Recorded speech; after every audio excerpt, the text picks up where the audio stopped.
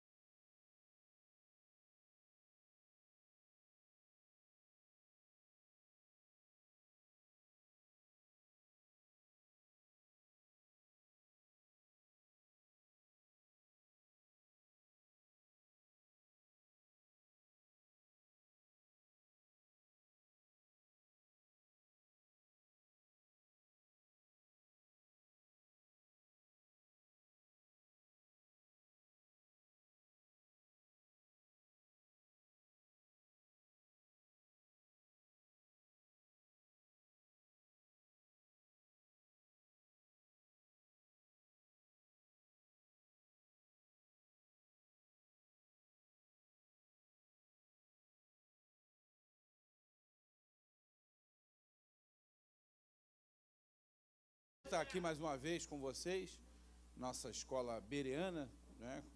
Estamos na lição 7, significa que a gente já chegou em mais da metade das lições desse trimestre. Tivemos aqui ministrações assim, verdadeiramente abençoadas, né? Coisas do céu para nós aqui. Hoje a gente vai falar sobre a lição 7, advertência e apostasia. Eu vou pedir, né, aproveitar a ilustre presença do nosso avançado do Nordeste, pastor que tem casas lá em todos os estados nordestinos lá, um dos principais responsáveis pela eleição do Lula. Brincadeira. Jonas, por favor, vem aqui para fazer uma oração de poder, para me ajudar aqui, para me dar força. Glória a Deus. Queridos, a paz, tudo bem? Que bom estarmos aqui, né? Vencemos o tempo, vencemos lutas aí para chegarmos aqui.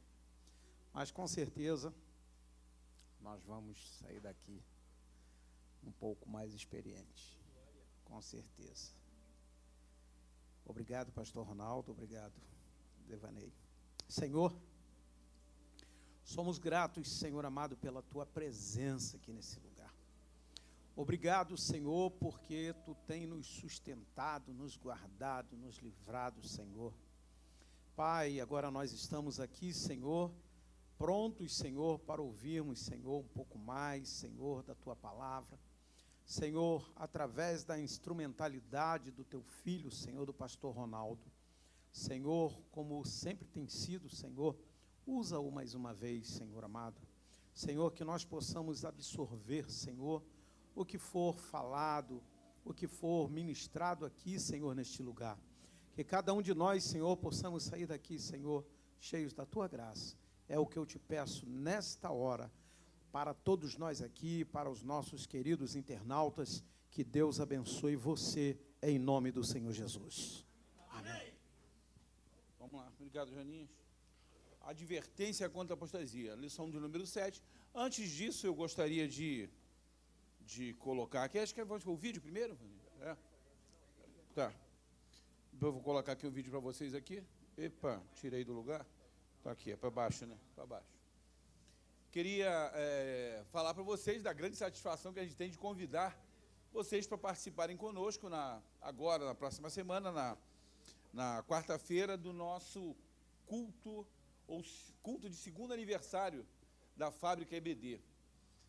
Depois a gente vai passar um vídeo aqui para vocês, assim, que eu fiquei até emocionado quando a gente escreveu o texto. O Alexandre Palmares, que é nosso professor aqui, fez um trabalho fantástico. Ele tem uma empresa, né? Ele é um profissional dessa área, ele mexe com essa coisa, faz animação, games, e ele fez um vídeo lindo sobre o segundo aniversário da Fábrica EBD. Eu queria convidar vocês.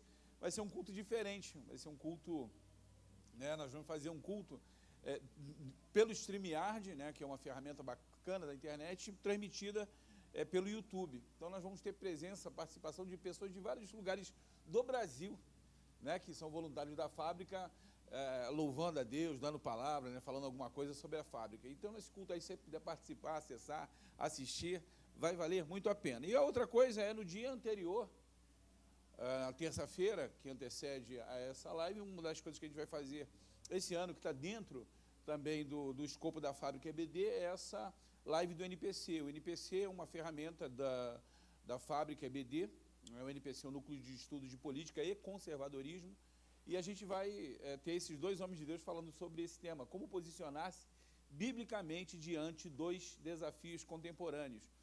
Baseado num livro do John Stott, um livro muito bacana. Geralmente as lives que nós fazemos, elas são baseadas em livros. A gente, às vezes, divulga isso com antecedência, mostra às pessoas com o que a gente vai...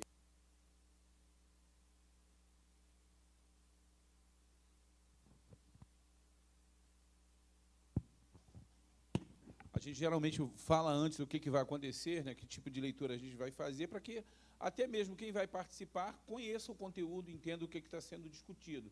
Mas eu tenho certeza que esses dois homens de Deus, o pastor Erivelto e o pastor Ronald Gustavo, vão trazer assim, ensinamentos, né, coisas que serão muito valiosas nesse momento conturbado que a gente está vivendo aqui. Ok? Então, esse é o convite. Eu já vou aqui passar para vocês, então, Domingo que vem, dia 12, é o aniversário, realmente é o aniversário da fábrica. Como eu disse, a gente preparou um vídeo, eu vou colocar em primeira mão para vocês e aqui para os nossos internautas, para eles assistirem, né, esse vídeo. Tivani, pode rolar isso, o negócio? Ficou muito bacana, eu queria que vocês acompanhassem aí, acho que vocês vão gostar. Depois façam uns comentários sobre ele.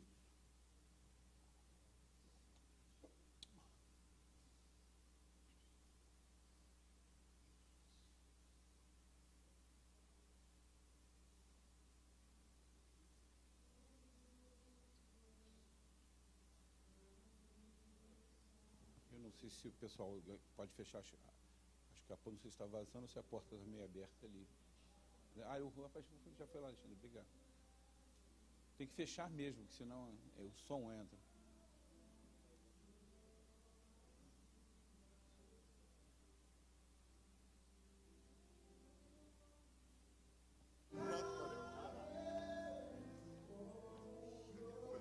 Aqui não, né?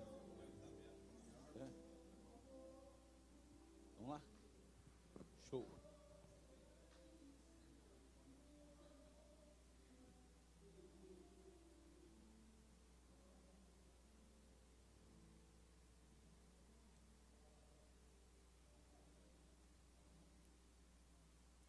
Isso, Vaninho. Coloca aí, abre ele todo.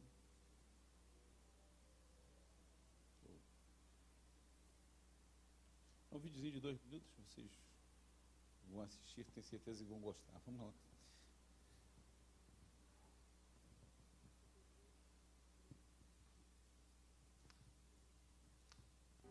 É isso. Hoje é dia de festa. Estamos comemorando o 2º aniversário da Fábrica EBD e temos muitos motivos para agradecer a Deus por esta data.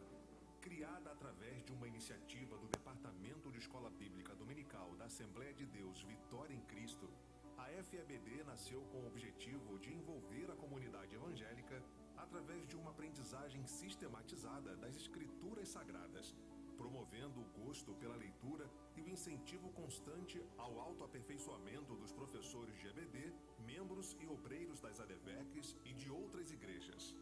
Ao reunir a produção de artigos, estudos, vídeos, subsídios para municiar professores e estudantes, a Fábrica EBD, ao longo desses 2 anos, vem cumprindo o seu papel de prover material de excelência para preparar o povo de Deus, da criança ao ancião, através de um inestimável tesouro, o conhecimento. Nesses 2 anos, vimos a fábrica crescer e se consolidar através do esforço de inúmeros voluntários, obreiros mais experientes e novos colaboradores, que têm contribuído para a implementação de um ambiente virtual de ensino. O objetivo é disseminar o conhecimento bíblico e promover o crescimento do corpo de Cristo. A Fábrica EBD inicia esse novo ciclo com a certeza de que estamos no caminho certo, guiados por Deus, iluminados pelo Espírito Santo, trabalhando arduamente para promover o crescimento de uma escola bíblica completa, escola bíblica dominical, dinâmica, diária, digital e discipuladora. Apesar da FEBD ainda ser muito jovem, já conta com muitas realizações. Mas nosso empenho e oração é para que a consolidação desse projeto alcance cada vez mais a perfeição para a glória de Deus. Parabéns a toda a equipe por mais um ano de conquistas. A Deus seja a glória.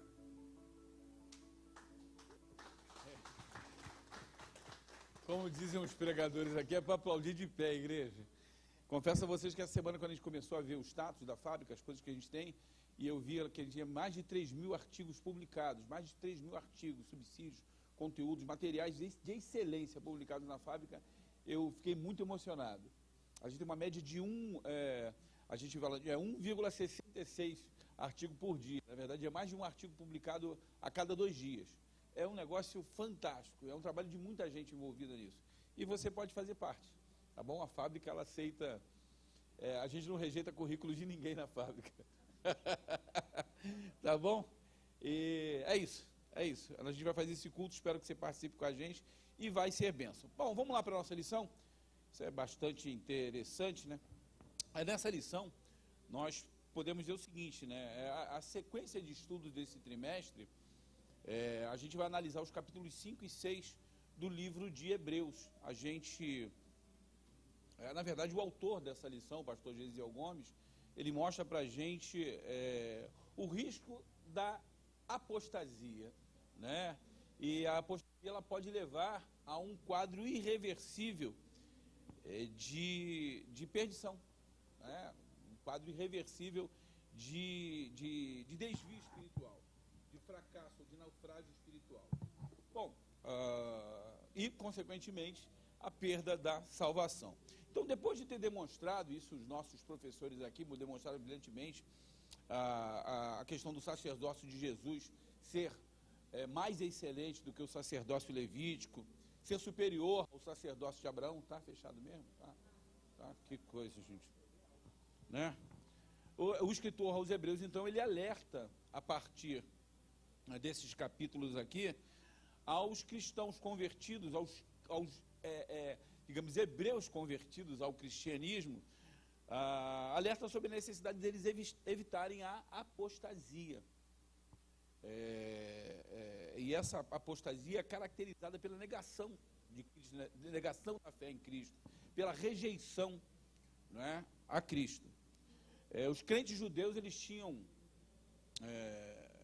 o autor ele fala sobre isso, né, o autor da carta, eles tinham se feito negligentes na questão de ouvir a palavra de Deus. Naquele momento eles estavam tentados a voltar a algumas práticas do judaísmo.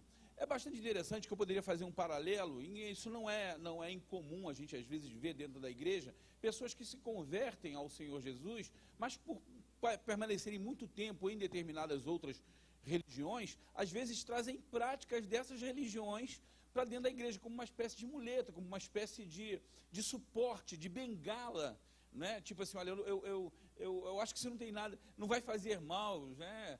Eu já vi gente, por exemplo, com uma prática de ter, às vezes, evangélico, já há algum tempinho, né, caminhando na fé, um novo convertido, mas às vezes com um santinho, né? Ou com um determinado, mas isso aqui não tem nada a ver, mas eu ganhei de presente de alguém, eu tenho uma estima por isso, e aí guarda aquilo como se fosse um amuleto, né? Exatamente isso. A gente sabe que isso acontece. E, na verdade, o escritor da carta está falando para crentes que já deviam estar num estágio espiritual mais avançado, mas ainda estavam nos chamados rudimentos ali da fé. E essa negligência de ouvir a palavra de Deus criou nessas pessoas uma espécie de embrutecimento espiritual. O que significa isso, né? Quando a gente fala de a pessoa tem um coração empedernido, é exatamente isso, um coração duro, um coração que às vezes rejeita determinadas verdades, porque se acostumou, não é, com o seu modo de viver, com a maneira como ela se relaciona, entre aspas, com a fé, com Deus, com os irmãos, com o cristianismo, não é? Então,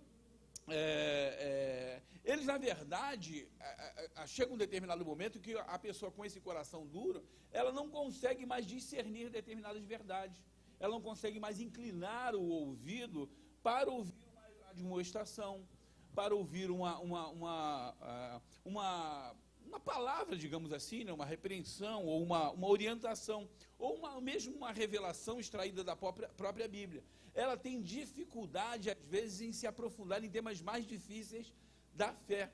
E essa pessoa, ela fica ali, digamos, já devia ser um crente maduro e continua agindo ainda como um menino. O pastor Silas, ele fala, olha, existe lá o crente carnal, o crente espiritual, né, e o crente menino, né? O crente forte, fraco, menino e o carnal. Então é isso, crente forte, fraco, menino e o carnal. Não é incomum a gente ver crentes ainda meninos. E a gente vai tentar entender o que significa isso. Então esse escritor sagrado, escritor, né,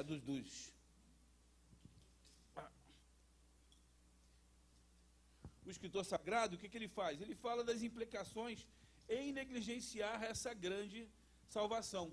O capítulo 2 de Hebreus, os versículos 2 e 3, vou só voltar aqui, perdão. Os versículos 2 e 3, ele fala sobre isso, né? Ele fala, como escaparemos nós se negligenciarmos tão grande salvação? Mas é oportuno lembrar aqui nesse momento que alguns teólogos, ainda hoje, né, teólogos assim mais ligados assim à área calvinista, né, como ali é o meu amigo ali, Eliezer, eles gostam muito de usar aquela expressão, né? Antes também que veio lá, que tem um pé também no calvinismo lá, que veio lá da igreja presbiteriana, né? Algumas referências bíblicas que ensinam, eles gostam de falar, que ensinam com aquela máxima, né? Uma vez salvo, salvo para sempre. Né? Diz, mas Jesus não disse, aquele que vem a mim de maneira nenhuma o lançarei fora. Então, pegam alguns poucos versículos para, de alguma maneira, estabelecer, né, uma determinada doutrina sobre essa questão de não perder dessa elegibilidade para, né, a predestinação. Essa predestinação, a pessoa não tem jeito, ela não vai perder a sua salvação. Eles chamam isso de predestinação absoluta. E o texto sagrado, na verdade, ele deixa claro, o texto de Hebreus, do capítulo 5, ele deixa muito claro que, na verdade, a salvação tem um fator condicionante. Isso foi muito bem explorado aqui, né, nas pessoas que estiveram aqui nas lições anteriores. A Raíssa falou sobre isso, o Jailton falou sobre isso, sobre a questão de Cristo realmente ser a causa de eterna salvação àqueles que lhe obedecem. Hebreus capítulo 5, versículo 9, fala sobre isso, né? Então, salvo, dentro do contexto bíblico, é todo aquele que voluntariamente crê em Cristo e segue a Ele em obediência. Esse é o parâmetro que a gente tem para a salvação, crer em Cristo e continuar seguindo a Ele. Né? Na verdade, a vida cristã, como é apresentada para nós nas Escrituras, é uma vida de crescente aprendizado, de crescente conhecimento. Não é? A Bíblia diz lá, conheçamos e prossigamos em conhecer, né, ao nosso Senhor. A Bíblia fala a nós sobre firmeza e constância. É bem interessante isso, né, porque em determinado momento nós podemos estar firmes.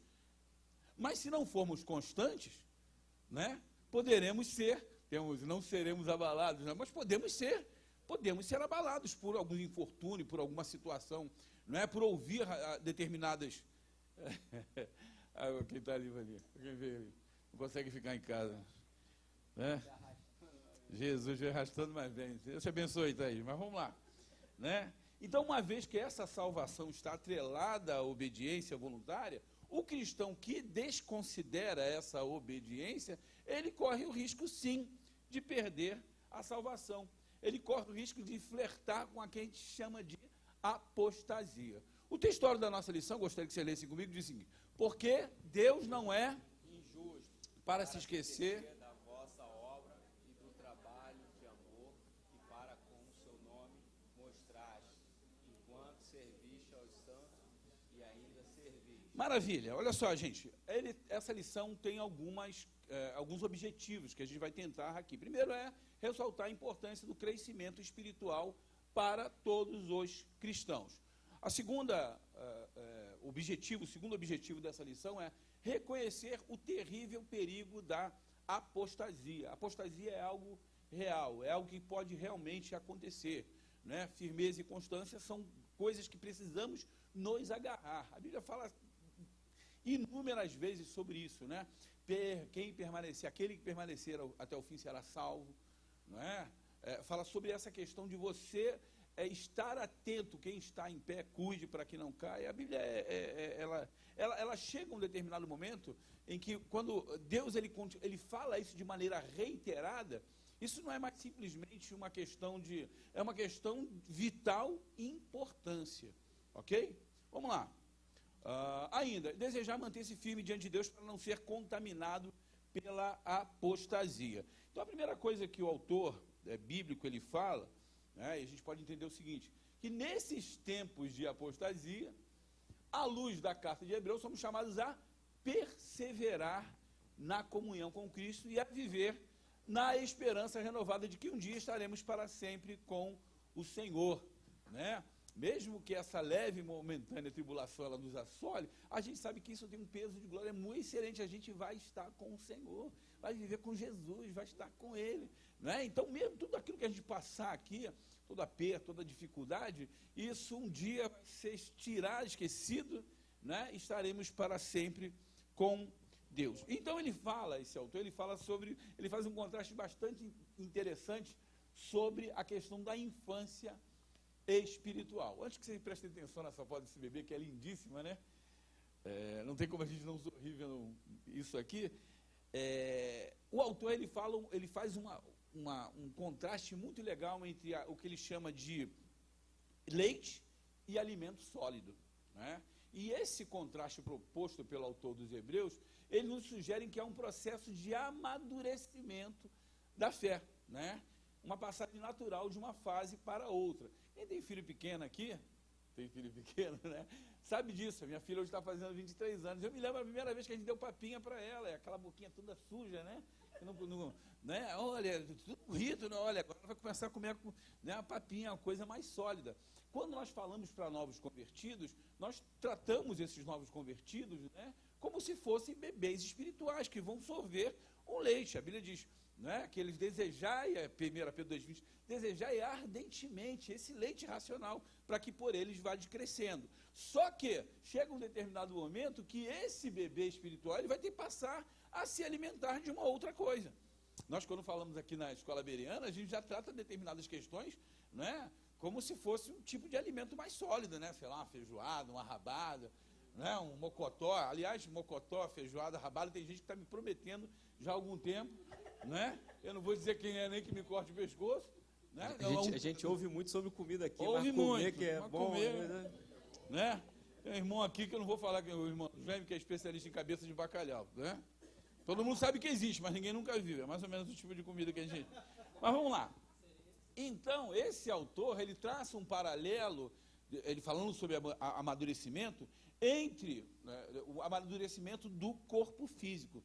Então, o escritor aos Hebreus, ele faz uma perspectiva entre essa criança, né, que na perspectiva de fundamentação da fé, esse novo convertido que precisa de um leitinho, e aqueles que, avançando no crescimento em Cristo, se aprofundando no crescimento, eles precisam de ingestão de alimento sólido. Então é bom observar, outra coisa que é importante, que essa maturidade espiritual não está ligada à idade cronológica das pessoas, nem ao tempo que ela tem lá o cartão de membro, ela que se batizou na igreja. Tem gente, né, de bastante idade, até na hora eu tenho 40 anos, eu já li a Bíblia 50 vezes, mas a Bíblia não leu ele. Se é que vocês me entendem, né? A pessoa leu a Bíblia, mas a Bíblia não deixou que a Bíblia examinasse. Ele está na igreja, mas se comporta ainda como se estivesse atrelado a determinados rudimentos. Não é? Crente que ainda diz o seguinte, olha, o velho homem ainda não morreu dentro de mim. Não é? Em determinados momentos ele às vezes teima em ressuscitar. Né? Então, a gente vai entender que esse leite é um alimento menos aprofundado. Ele nos fala dos ensinos das doutrinas mais básicas, mais basilares, né? Das doutrinas bíblicas fundamentais que o novo convertido precisa saber. A gente tem lá todo um currículo preparado para ele, para que ele possa, nesse ensino chamado de discipulado, não é? Ele ser conduzido até o batismo nas águas e no aprendizado do que é efetivamente ser cristão. Ok? Bom, uma outra coisa importante aqui, o fato de destinatário da Epístola dos Hebreus terem se mostrado negligentes para ouvir, levou o escritor sagrado a dizer que eles necessariamente, ou que eles necessitavam de leite, e não de alimento sólido. Isto é, eles ainda careciam dos ensinamentos embrionários da fé, eram como bebês, cujo desenvolvimento fora tolhido, né? Então, em última instância, o que o escritor dos Hebreus ele quer é alertar os leitores sobre o fato de que essas pessoas, se não passassem de uma fase para outras, elas estariam fadadas a morrer. Você imagina, por exemplo, no mundo fixo, se eu, né, ainda hoje estivesse me alimentando de leite materno, ou de não, ou qualquer um outro leite, dá, Anderson? Não dá, não é verdade? No que diz respeito à vida física. Imagina na vida espiritual. Não é, Jonas? A gente com o tempo avançado na fé, ainda lá nos rudimentos da fé, ainda tentando entender determinadas coisas. Então, o autor ele fala sobre esse perigo dessas pessoas, às vezes, não quererem crescer. Tem pessoas, ainda hoje, por incrível que pareça, precisam ser mentoreadas, mas no nível assim, do elementar da fé cristã, porque se recusam exatamente e o crescer dói. O crescimento faz parte da vida. Tem determinado momento que a gente olha, às vezes, para crianças e fala assim, rapaz, que felicidade, não tem uma conta para pagar, não tem um boleto, né? Não tem uma preocupação, então brinca o dia inteiro. A gente, às vezes, olha para trás, e quando mais a gente avança na idade, né, mais as memórias vão ficando realmente para trás, mas eu me lembro de determinado momento que eu falava o seguinte, caramba, o dia para mim parecia que durava muito. Por quê? Eu não tinha nenhum tipo de preocupação. Tem determinados cristãos, então, que parece que estão na igreja, mas não estão entendendo o que está acontecendo, não tem um compromisso, não sabem que se partirem ou estiverem dispostos a combater esse bom combate, vão sofrer perseguições, vão sofrer, né? Olha, eu não sabia que se eu dissesse na minha empresa que eu era crente, que eu ia passar por determinadas situações. Meu amigo, é exatamente isso. Eu tenho dito para algumas pessoas, se você é cristão e o mundo não te odeia, tem alguma coisa errada contigo, não com o mundo. Sabe, estar em Cristo é participar de um crescimento espiritual desejável, abençoado, que porém é doloroso. Ok? Então vamos lá. Pastor? Opa, sim. O mais interessante aí que o autor dos Hebreus, a maneira com que ele fala, é a ideia de que existem de fato as etapas. E não está se burlando a etapa, mas como que você vive cada uma dessas etapas.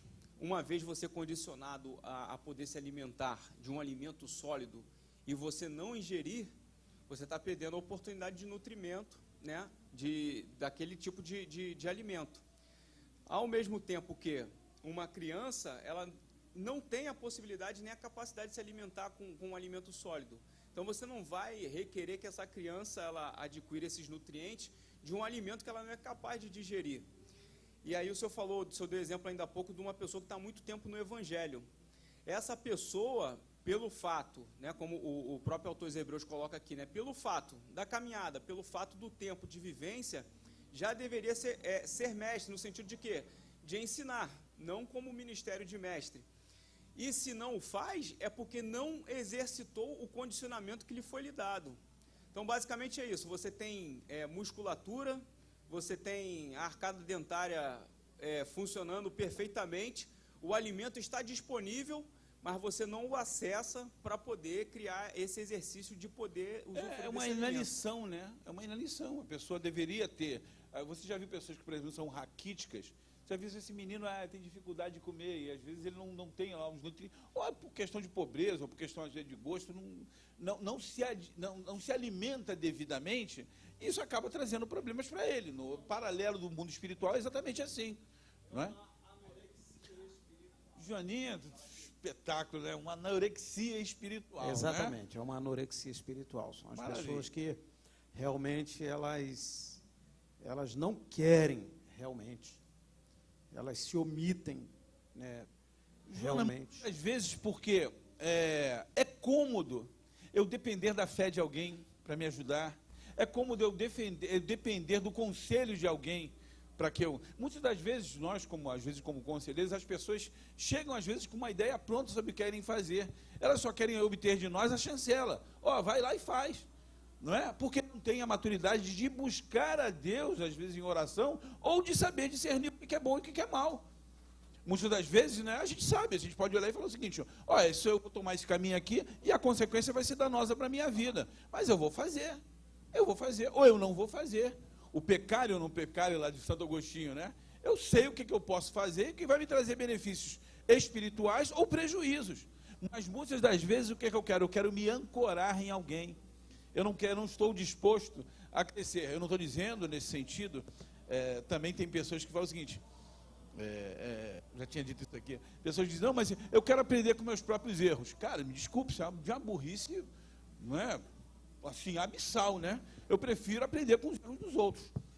Não é? Acho que é um processo didático muito menos doloroso para mim. Eu tenho certeza que alguns de vocês aqui, quem tem mãe aqui, sabe, minha mãe tinha boca de praga. Não tinha, não, é só experiência. Diz o seguinte, não faz isso. Você vai quebrar a cara. Quebrava a cara. Não é verdade? A Bíblia também nos adverte. O Espírito Santo nos adverte. Há situações em que nós somos confrontados, e mesmo assim, porque temos no nosso livre-arbítrio a capacidade de decidir, né? De racionalizar. Olha, o ganho vai ser curto, mas vai valer a pena. E vai e faz. E depois, sabe, isso tem consequências. Maravilha. Então, muitos... Oi, gente. A nossa igreja preserva a palavra, com pessoas capacitadas para ministrar a nós a palavra de maneira correta e eficaz. Mas tem gente também que se contenta com migalha. Aí não cresce nunca, não tem como. Fica debaixo da mesa, ao invés de sentar, participar do banquete. Então, exercitar a musculatura dá trabalho. Inicialmente é doloroso, né? Então, nesse caso aqui dos hebreus, muitos, né, pelos que o autor ele fala aqui, a bem da verdade, eles estavam ou não estavam prontos, ou pareciam não estar prontos para aceitar, né, o sistema de sacrifício, o fim do sistema de sacrifício do Antigo Pacto. Tem gente que ainda, acreditem, que vem à igreja e fala o seguinte, mas vou dar um exemplo aqui para você entender. A pessoa se entrega a Cristo e ela não recebeu o alimento necessário ainda, ela não caminhou na fé ainda para entender determinadas circunstâncias, mas ela já quer demonstrar trabalho, porque ela vem às vezes de determinadas experiências de fé que mostravam que ela tinha que ter serviço. Você está entendendo? De trabalhar, de fazer, de entregar, porque existia uma demanda para isso, um sacrifício para isso. E quando ela vem para essa fé, essa graça maravilhosa, ela falou o seguinte: eu tenho que retribuir ao meu Deus. Mas o retribuir é no sentido de trabalhar, de ativismo. Quando não, ela não pode ainda fazer isso, porque ela ainda é uma neófita, ainda não tem estrutura, musculatura, não tem discernimento, capacidade espiritual de servir. Sabe o que isso acontece? Eu às vezes até critico determinadas situações em que as pessoas pensam que a pessoa ser integrada à igreja é botar a pessoa de frente. Nós vemos um desastre espiritual que teve na igreja brasileira na década de 80, quando alguns, entre aspas, artistas entraram no mundo gospel e foram ungidos como pastores. Foram rapidamente alçados a coisa de, vou dar testemunho e tal. E depois de um tempo as pessoas perguntaram, mas e fulano? Já se desviou da fé. Por quê? Porque ele não tinha musculatura, não tinha estrutura suficiente para entender os embates da vida cristã. Então uma coisa é certa, esse crescimento ele tem fases. Ok? Isso é a primeira questão que o autor ele fala. Então talvez esses cristãos hebreus eles se sentissem assim, digamos, seguros com a prática de determinadas coisas. Olha, o que eu falei lá dos amuletos, dos ritos, né? Eles se sentissem assim, seguros com isso, estivessem já familiarizados com isso e não estavam dispostos a abrir mão. Então, o autor ele fala ali sobre os chamados, ele fala sobre essa negligência para ouvir. Eles ainda não haviam alcançado essa chamada medida da estatura completa de Cristo. Negligenciar, a Bíblia diz que a fé vem pelo ouvir e ouvir pela palavra de Deus. O Anderson está aqui, eu daria o exemplo com ele aqui, mas como ele não está aqui, eu vou dar o exemplo com ele também fora daqui. Há um tempo atrás, não que o Anderson seja um neófito, mas por um tempo eu cheguei à igreja domingo, no outro domingo, e falava, Anderson, você está direto aí no estacionamento, né, pastor? Estou aqui trabalhando. Eu falei, rapaz, está errado. Qual é o tempo que você tem para cultuar? Quando é que você está com a tua família dentro da igreja? Você e sua esposa? Ele disse que ele ficou perturbado, foi para casa e a esposa dele falou, é verdade, pastor, está certo. O cara está trabalhando ali e, infelizmente, muitas das vezes trabalhar dentro da igreja vai trazer para nós, às vezes, alguns infortúnios, às vezes algumas insatisfações, algumas querelas, alguns problemas, tipo, puxa, eu não esperava que o irmão me tratasse dessa maneira, puxa, o irmão foi grosso comigo, puxa, eu estava trabalhando ali, dando o meu melhor, e a pessoa me tratou mal. Ok, mas se você, né, estiver nesse chamado ativismo e você não tiver o alimento sólido para se nutrir, é capaz de realmente você se decepcionar e ir embora. Isso não é incomum. Estou fazendo um paralelo entre o que acontecia lá na prática lá do judaísmo e o que acontece também nos dias de hoje da igreja. Essa semana mesmo eu orientei, né, uma irmã com um problema com os filhos, com tal, e ela querendo trabalhar. Eu falei, minha irmã, preste atenção, a maior igreja que a senhora tem é a sua casa, são seus filhos. Esse aí é o seu rebanho, cuida deles primeiro. Vai no culto com eles. Enquanto a irmã está preocupada lá com os filhos dos outros lá na escola bíblica, que estão sendo cuidados por professores experientes, e a irmã quer ajudar, o seu filho está andando com mais companhias. Segura ele, vem com ele para a igreja, senta com ele do lado. Não adianta você ganhar o mundo, não adianta você ganhar aqui e perder do outro lado, perder o que é mais precioso. A falta de maturidade, na verdade, faz a pessoa não pensar, na verdade, que ela está sendo protegida. Exato. Porque você, na linha de frente de batalha da obra, a gente não pode ter soldado ferido, né? Quando se descobre que numa tropa tem um soldado que ele não está ali apto para o combate, você tem que resguardar ele, porque você está resguardando todo o corpo, na verdade, né? Então, às vezes, as pessoas não têm essa... Maravilha, olha, ele então, o autor, ele fala, oi. Uma coisa interessante é que, dentro desse paralelo de comparação, né, com a questão da criança e a idade, essa maturidade espiritual, é que quando a gente tem uma criança em casa, a criança não trabalha. Qual é a obrigação que o pai dá para a criança? Só estuda. Só aprender. Outra coisa, você vê ela com uma criança e diz, não faz isso, ela chora. Como é que você pega uma pessoa que nasceu agora no Evangelho e coloca dentro de uma atividade onde vai ter conflito? A pessoa fica numa extrema sensibilidade. Ele sai da igreja assim, não, porque é uma criança. Por quê? Se falar não para ela, ela vai chorar. É sensibilidade. Então não tem para onde correr. Isso cabe muito mesmo para a gente. Obrigado. Vamos lá, gente. Então, na verdade, quando o autor, a gente fala sempre, o autor dos Hebreus e tal, né? Ele fala que é preciso ter o aprendizado dos rudimentos, não é? Dos rudimentos ou da doutrina de Cristo. Eu coloquei isso aqui como se fosse o currículo do discipulado, né? O que é esse currículo do discipulado? É o conjunto das doutrinas básicas que uma pessoa espiritualmente madura, ela deve conhecer. Na verdade, são 6 doutrinas. São essas aqui, ó. Arrependimento de obras mortas, fé em Deus, doutrina dos batismos, posição das mãos, ressurreição dos mortos e a doutrina do juízo eterno. A gente diz que o seu currículo mínimo, básico, né? Eu até brinco lá com os meninos lá o seguinte, o ideal é que se a gente pudesse batizar aquelas pessoas que vêm à igreja e querem se batizar, eu digo, ó, o ideal é que essas pessoas assistam pelo menos as lições que falam sobre igreja, salvação, Jesus, quem é Deus, quem é Jesus, quem é o Espírito Santo, que é a igreja, para conhecer o mínimo, o básico, para não correr o risco, né? Eu tenho uma história interessantíssima da menina, hoje ela mora em Portugal, uma mulher, filho já com de idade já, a Gisele, ela, uma vez, celebrando, eu era professor de adolescente, ela falou, Ronaldinho, que felicidade, vamos me batizar. Eu falei, Gisele, é pra você, que alegria, vai se batizar. Gisele, o que é o batismo? Cri. Eu falei, minha filha, se você não sabe o que é o batismo, você vai tomar banho de água suja. Depois de 40, 50 pessoas passarem pelo tanque batismal, a água vai estar meio turva. Não vai valer a pena. Se quiser tomar banho de água, vai para a praia. Melhor. Né? Vai para a praia, meu cara. Porque as pessoas precisam de saber o mínimo para tomarem esse tipo de decisão. Não é incomum. Muitas pessoas, às vezes, se batizam e saem da igreja, porque não entenderam. Entendem aquilo como um rito especial que vai dar superpoderes para ela permanecer na fé, né? Vai entender aquilo como, olha, vai me dar capacitação espiritual, a partir de agora eu vou ser blindado. Não é isso. Pelo contrário, às vezes, quando você mantém esse compromisso, a coisa fica pior, fica mais estreita, né? Pastor. Vamos lá. Pastor. Pode ir. Posso falar? Claro que pode. Aqui é democrático. Todo mundo pode falar.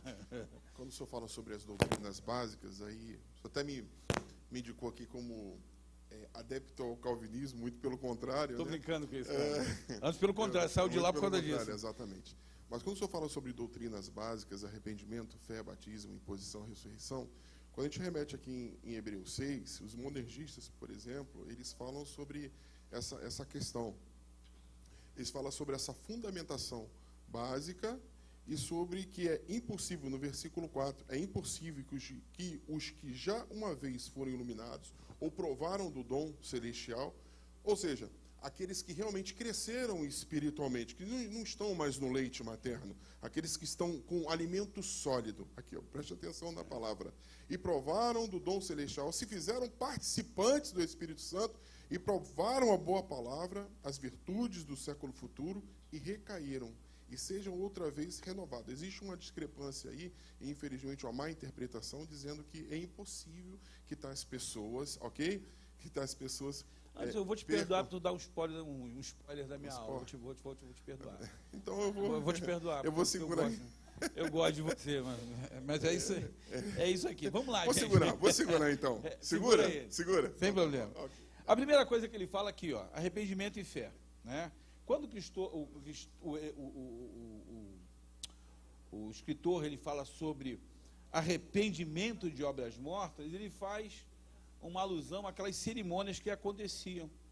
Lá, sendo os destinatários dessa epístola judeus convertidos ao cristianismo, é possível que, diante das perseguições, eles ainda desejassem viver ou reviver os velhos conceitos da lei. Alguns pensam, mas se eu guardasse o sábado, se eu fizesse aquilo, se eu oferecesse determinados sacrifícios, não é? Olha, a observância de luas novas, coisas que existiam na prática do judaísmo, que eles talvez pensavam o seguinte: olha, nós deixamos de fazer isso, e por nós deixarmos de fazer isso, estamos tendo determinadas consequências. Ok, a outra coisa, batismo e imposição de mãos, né? O batismo é uma coisa elementar na fé cristã. Se você olhar, por exemplo, lá no Novo Testamento, muitas das vezes, Paulo repreende determinadas situações em igrejas que as pessoas estavam se batizando pelos mortos, entendendo, né, o batismo como uma dotação de uma espiritualidade, como eu disse, ou de uma condição de fazer a pessoa, de tornar a pessoa blindada. Não é. O batismo deve ser vamos dizer, a porta de entrada desse novo convertido. Ele se converte, ele é inclinado, né, ele é ensinado, né, ele é encaminhado para o batismo. O batismo do modo como Cristo nos ensinou, de maneira trinitariana, em nome do Pai, do Filho e do Espírito Santo. Mas isso é rudimento. Tem gente, ele com certeza estava pensando, naquele momento, André, as pessoas aí podem me ajudar, mas não era incomum pessoas, e ainda hoje há pessoas que dizem que a pessoa deve ser rebatizada. Se desviou, eu me afastei da fé por um tempo, ou entrar e ser batizado novamente. Não existe, a Bíblia diz lá, um Deus, um só Deus, uma só fé e um só batismo. Né? Falando sobre a questão da imposição de mãos também, hoje nós cremos na imposição de mãos para a questão da cura divina, ou ainda para a transmissão de algum dom apostólico, para o recebimento de algum dom. Isso é um rudimento da fé. Ainda na questão da ressurreição e juízo. Então esse terceiro par de rudimentos é de natureza escatológica e se refere às perspectivas futuras do cristão. Todo aquele que crê em Jesus, no início da sua fé, ele é instruído sobre o fato de que Cristo, ele morreu por nós e ressuscitou para a nossa justificação. Para que um dia esse mesmo Cristo, né, ele volte ao mundo para julgar esse mundo com justiça. Se existe uma coisa que nós temos que saber e conhecer, é que crentes e descrentes, justos e injustos, salvos e perdidos, todos nós, de alguma maneira, vamos comparecer diante desse julgamento, né? A Bíblia fala sobre a ressurreição de mortos, tanto de justos como de injustos. E para cada um deles haverá apenas um tipo de destino, ou a morte eterna, ou a vida eterna, né? A Bíblia diz lá em João 5:29, os que tiverem feito bem, para a ressurreição da vida, os que tiverem praticado o mal, para a ressurreição do juízo. Ressurreição para a vida eterna ou para a morte eterna. E o autor ele continua falando sobre os perigos os perigos espirituais da apostasia. Eu não sei aqui, vou perguntar para o André que vai ministrar essa lição domingo. André, você não achou essa lição assim um tanto extensa para você dar em tão pouco tempo? Por isso que eu estou nessa velocidade aqui, tá bom? Mas se qualquer momento você quiser parar, não tem problema, porque para você chegar no cerne da lição, que é exatamente a questão da apostasia, ele faz e é necessário você fazer isso, mas ele faz um preâmbulo muito grande. Mas vamos chegar lá. Então, a comunidade para a qual estava endereçada essa... Eu pensou em me dar essa lição aí, o senhor lembrou que era muito grande, falou, todo trimestre ele dá uma lição. Tá bom, Valinha. Da reclamação, né? A reclamação de Vaneira. Vamos lá. Então, a comunidade para a qual estava sendo endereçada essa epístola estava enfrentando uma série de dificuldades. As pessoas estavam abandonando lá a congregação, estavam indo embora, né? A parte dali, Parte dos que haviam crido em Cristo já não se interessavam pelo crescimento espiritual. E alguns membros enveredaram pelo caminho da apostasia. Infelizmente, olha que interessante essa ilustração aqui, isso é retirada, essa ideia, de um artigo que o reverendo André, vamos dar um abraço aqui para a irmã Roberta, o André que estão lá, escreveu ali para a fábrica. E ele fala sobre esse crescimento de bonsai. Infelizmente, hoje nós temos muitas igrejas praticando esse tipo de crescimento. Eles estão expondo, os membros dessas igrejas estão sendo expostos ao assédio das falsas verdades, de falsas doutrinas que nada mais são do que o abandono da fé verdadeira.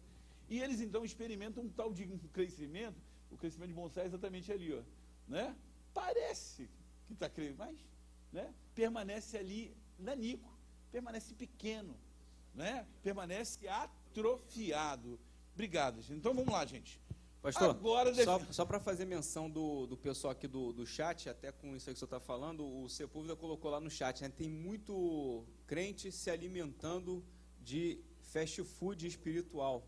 Então ele está dizendo que o pessoal está buscando coisas imediatas e tem a ver com isso daí, né? Não, outra coisa interessante é que quando nós somos crianças, as nossas mães determinam o que nós vamos comer, não é? Quando nós chegamos a uma determinada fase, né, adultos, nós chegamos lá e temos os alimentos prontos e nós escolhemos a quantidade, né, e o que vamos colocar no nosso prato. É exatamente isso, se a gente pudesse fazer uma analogia com o mundo espiritual, é exatamente isso. Você escolhe hoje o que você quer, né? Tem gente ouvindo besteira. Tem gente ouvindo besteira porque não sabe, às vezes, o malefício. É engraçado também, que de vez em quando a gente verifica assim, olha, isso aqui é gostoso, pô, mas faz um mal do caramba, né? Tem determinadas coisas, né, que em primeiro momento podem até apetecer o nosso paladar, mas nós sabemos que traz prejuízo, não é? A nossa vida. Então, é mais ou menos isso. Gente, há toda uma mensagem hoje, há todo um aparato de pessoas falando exatamente aquilo que você quer ouvir, aquilo que nós gostamos de ouvir, não é? Exatamente. Aliás, eu vou lançar um livro sobre isso, um livro sobre autoestima. O nome do livro é Ajuda-te a Mim Mesmo. Acho que vai ser um best-seller, né? Ser destinado todo para criança carente feliz lá de Brás de Pina, lá, casa da minha filha, lá, toda a renda do livro. Mas olha, é isso. As pessoas querem, não, você pode, né? Você, olha, ou ainda, existe um evangelho hoje, do evangelho do estou salvo, estou curado, estou feliz. É o evangelho que é totalmente ao contrário daquele que Jesus fala, o evangelho do siga-me, né? Quem quiser seguir a mim, negue-se a si mesmo, tome a sua cruz e siga-me. É o evangelho do, olha, você vai conseguir, é um evangelho do ter e não do ser. É o evangelho que, sabe, caramba, eu vou dizer, é um negócio complicado, não é? Então, vamos lá. Estou falando de crescimento. O que é apostasia, afinal? Estamos, já passou um tempo, mas o que é apostasia? Vamos tentar definir ali. Né? A palavra apostasia, ela significa em vários versículos da Bíblia, é interessante isso. Vários versículos, várias passagens da Bíblia falam sobre afastar-se, negar, abandonar a fé, né? Abandonar a fé de modo premeditado e consciente, levar a revolta, desviar-se, separar-se, desertar, retirar-se. A palavra apostasia é sempre empregada nesse sentido. Uma das coisas que eu estava pensando comigo, queridos, por favor, eu pensando comigo, se alguém vira as costas para Jesus, é porque não aguentou olhar para ele de frente. Cara, eu estava pensando, rapaz, quando você não consegue, olha só, a coisa interessante, quando Pedro nega Jesus, a primeira coisa que desvia o olhar. Desvia o olhar. Vamos lá, gente. Então, a apostasia está aqui, ó. Ela é uma característica manifesta. Lá nos últimos tempos, a apostasia será uma característica manifesta na revolta final contra Deus. 1 Timóteo, capítulo 4, versículo 1, diz o seguinte, mas o Espírito diz expressamente que nos últimos tempos, né, alguns apostataram da fé, dando ouvidos a espíritos enganadores e a doutrinas de demônios, pela hipocrisia de homens que falam mentiras, tendo cauterizado a sua própria consciência. espíritos enganadores, doutrinas de demônios. E é por essa razão que a apostasia, ela deve ser interpretada também como um cumprimento das Escrituras. É necessário que aconteça. Determinadas coisas que estão acontecendo, isso é um sinal que aponta a verdade, que é a segunda vinda de Jesus Cristo está próxima. Não é? É um sinal que tem algumas mulheres. Por se multiplicar a iniquidade, o amor de muitos esfriará. Quando ligada ao mundo espiritual, essa questão da apostasia, ela significa literalmente você descer um degrau. Apostasia aponta a ideia de que você desce moral e espiritualmente. A apostasia leva a pessoa a retroceder na vida espiritual. E a Bíblia diz lá em Romanos 17, olha, o justo viverá pela fé. E se recuar, a minha alma, Deus falando, mano, sou eu não, hein? Se recuar, a minha alma não tem prazer nele. O negócio é muito, muito, muito sério. A apostasia leva a pessoa, então, a dar essa marcha ré e impossibilita, em algumas situações, até mesmo o arrependimento. Dependendo do grau da apostasia, eu não estou falando da pessoa que passa, às vezes, um momento difícil da vida e fraqueja. Eu não estou falando disso, não. Eu estou falando da maneira deliberada de você, sabe? Porque pode acontecer. Circunstâncias na vida podem até nos abater, sabe? Você passar por uma situação em que você... Não é? O salmista, ele fala sobre isso. O salmista, lá no Salmo 73, até quando ele vê os ricos prosperando, ele fala, caramba, não é? O que está acontecendo? Por que, né? A gente, deixa eu falar para vocês, isso faz parte da nossa humanidade. A nossa fé, às vezes, entra assim em situações em que você vê alguém sendo o parente de alguém que é curado de uma enfermidade e o seu não é. Você viu, Deus, por que ele? Sim, eu não. Então, a gente não é capaz de se alegrar com aquele que se alegra, não é capaz de chorar com aquele que chora, porque a gente está interessado no nosso próprio umbigo. Mas ok, isso faz parte da nossa humanidade. Nós somos seres imperfeitos. A graça que nos alcançou é que é perfeita, é que é maravilhosa. Nós continuamos indo, né, caminhando para chegar no céu. E essa imperfeição é tão assim, interessante que a gente pode dizer que a gente é anjo meio torto, porque a gente só tem uma asa. Somos anjos de uma asa só. Anjo de uma asa só. Imagina um anjo de uma asa só. Significa que para que eu possa alçar voo, eu preciso te abraçar. Para que, sabe, o nosso par de asas pode fazer que a gente alce junto. Cara, a igreja é isso, é coletividade, a gente viver junto. Inclusive suportando aqueles, né, que são mais fracos que nós. Isso Vamos lá, gente. Pastor Ronaldo. Oi. Só um minutinho. Eu acho engraçado que nas aulas das pessoas, as pessoas não perturbam. Aqui querem... Vamos lá. Nessa relação de crescimento e amadurecimento espiritual, a gente estava até conversando aqui, em off, né? Que existem alguns níveis que o crente não pode se apostatar. Porque o neófito, por exemplo, ele não se apostata. O crente fraco também não. Então, depende do tempo, né, que ele estiver. Então, você tem o fraco, você tem o afastado, você tem o desviado e você tem o apóstata. Aqui nós podemos ter um fraco aqui dentro, mas ele está fraco, mas ele está aqui dentro. Se afastou, tirou férias, vamos lá. Entendeu? Está afastado. Aí se desvia, passa a caminhar por caminhos tortuosos. Agora, o apóstata é aquele que, além de se desviar, ele passa a pregar a fé contrária a tudo que ele ouviu, aprendeu, conheceu e recebeu. Josiel, cirúrgico, né? Quando você rejeita uma posição anterior e você passa de uma maneira a crer numa posição que é diferente, que é contraditória àquela que você esposava anteriormente, que você acreditava anteriormente, isso é apostasia. Como eu estou dizendo, eu não estou falando daquele crente que, passando por uma dificuldade, né, passando por uma situação, ele às vezes fraqueja. Eu já vou chegar nessa questão lá. Na teologia cristã, essa questão da apostasia, ela fala deliberadamente daquele que rejeita a fé e a salvação em Jesus Cristo. É isso aí. A apostasia está lá. Aqui. Preste atenção nisso aqui, que é interessante, né? A missão sombria da apostasia é neutralizar a operação miraculosa que o Espírito Santo fez na tua vida. O Espírito Santo, né, convenceu você do pecado, da justiça e do juízo, e em determinado momento, né, você sente-se compelido a não acreditar mais em tudo aquilo. A apostasia, então, é uma espécie de desprezo voluntário, consciente, deliberado, premeditado, desejado de você renunciar à fé em Cristo. Você já experimentou, o Anderson falou isso, você já experimentou a salvação em todos os aspectos, mas agora você quer simplesmente se revoltar contra Deus. Vamos lá, apostasia nunca é imediata, está lá, preste atenção. A apostasia nunca é imediata. Hoje você não quer orar. Ó, que você falou, a gradação. Amanhã não deseja ler a Bíblia. Olha, bem-aventurado se lembra. Olha como é que o estado de gradação. O varão que não anda, não se detém, né? Não se acena. Olha só, isso é gradativo. Isso não é de uma hora para outra. Isso vai acontecendo. A seguir, você considerará desnecessário estar na Assembleia dos Santos, cultuando ao Senhor. Cristo em casa. Ah, eu sou a igreja.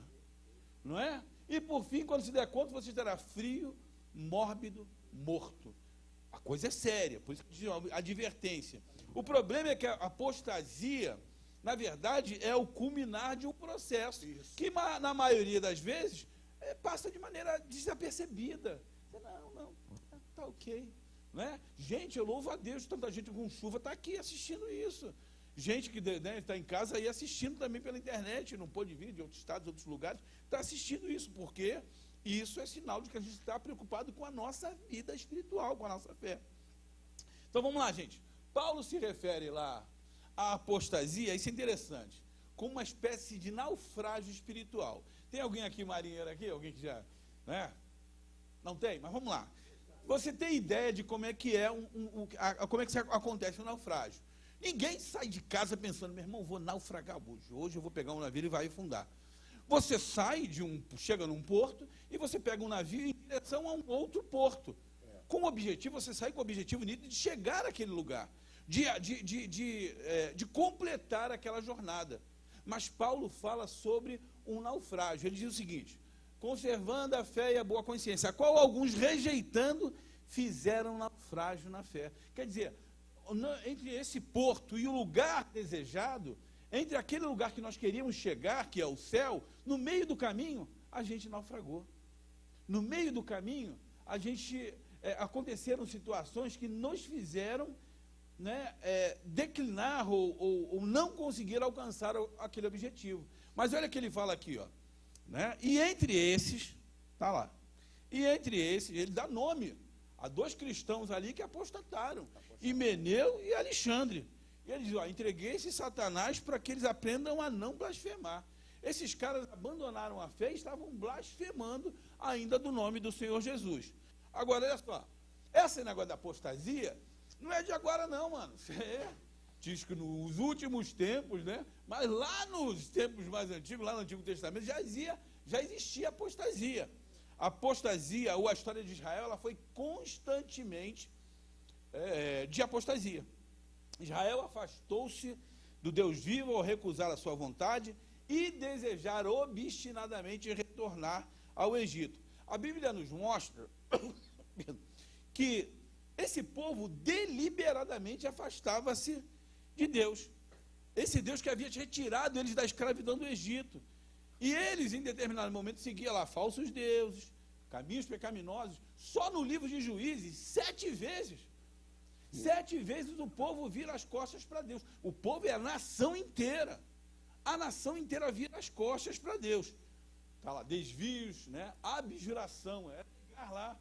Deixa para os profetas esse tipo de apostasia daquele povo, já que Israel era considerada a esposa de Deus, era como se fosse um adultério espiritual. A apostasia é isso, uma espécie de traição.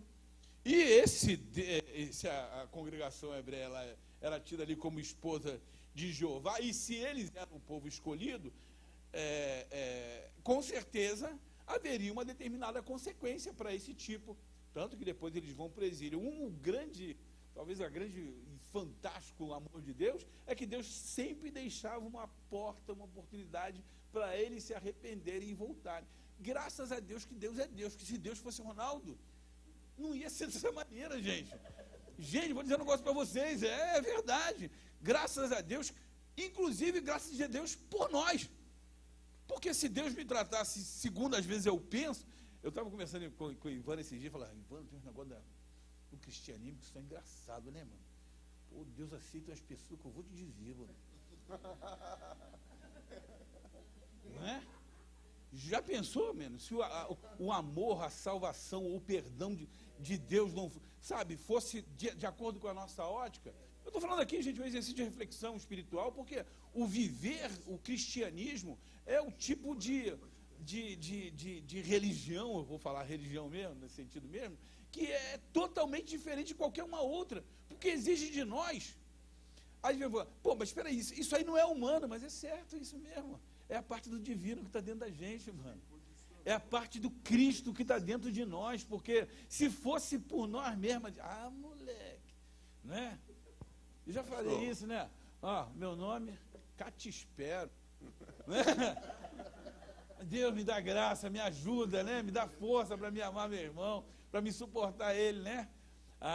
Minha esposa uma vez estava pensando sobre isso, ela estava dizendo o seguinte, rapaz, ela fazendo uma espécie de autologia, meu irmão, às vezes eu sou tão, né? Eu sou tão tolerante com determinado. Aí Deus fala assim para mim, Espírito Santo, não estou mandando tu tolerar ninguém, não, estou mandando tu amar. A gente às vezes acha, né, o nosso cristianismo, né? Rapaz, um irmão fez um negócio comigo, Jesus, eu sou crente. Jesus, eu segurei, não falei nada, né? Mas fica pensando, miserável, se Jeová, né? No tempo manda um raio nele, né? Deus manda amar. Fala aí. Fala, José. Não, eu estava... José, está impossível hoje. Não, eu estava me lembrando aqui do... microfone só para você hoje. A apostasia do Antigo Testamento, estava me lembrando de Geazi.